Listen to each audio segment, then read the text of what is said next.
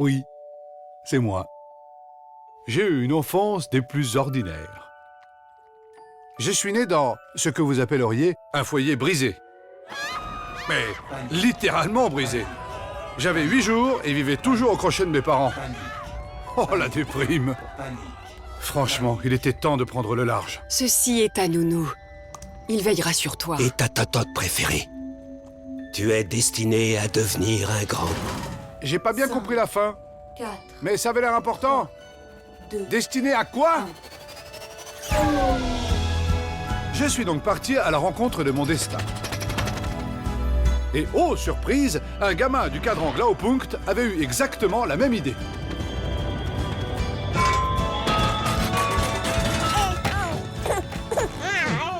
C'est comme ça que j'ai fait la connaissance de Monsieur Lechbot.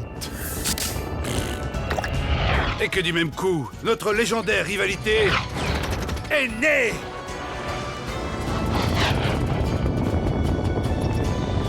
Était-ce donc à cela que j'étais destiné?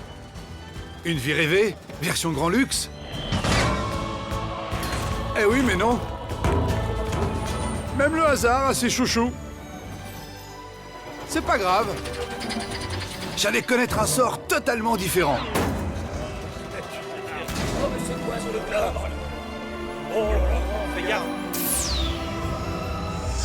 Un bébé! Quelle délicate attention! Oh, oui, en le voyant, j'ai aussitôt pensé à toi.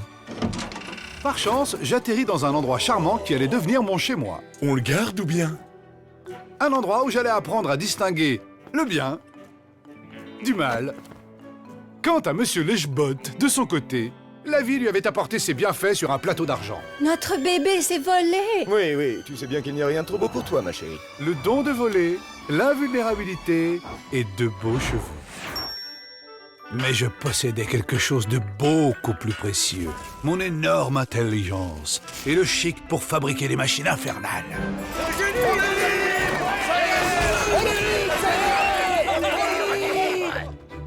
Après quelques années et une réduction de peine pour bonne conduite, on m'a donné l'occasion de m'améliorer par le savoir dans un curieux endroit appelé Essol. C'est ici qu'une fois encore mon chemin allait croiser celui de Monsieur Lechbot. Il avait déjà réuni une armée nombreuse de groupies à petit cul.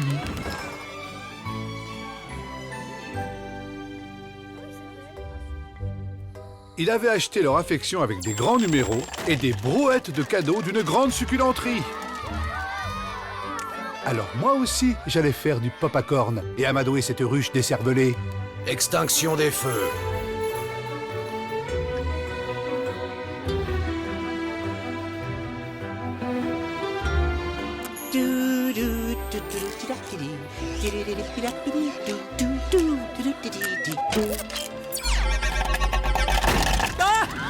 Je venais d'apprendre une rude leçon.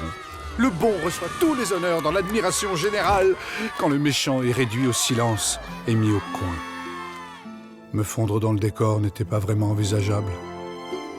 Pendant qu'ils apprenaient une souris verte, j'apprenais à déshydrater les objets inanimés et les réhydrater à volonté.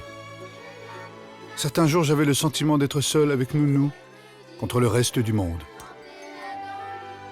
J'avais beau faire tous les efforts, j'étais systématiquement l'exclu, le dernier appelé, le boulet, la brebis galeuse, le vilain garçon.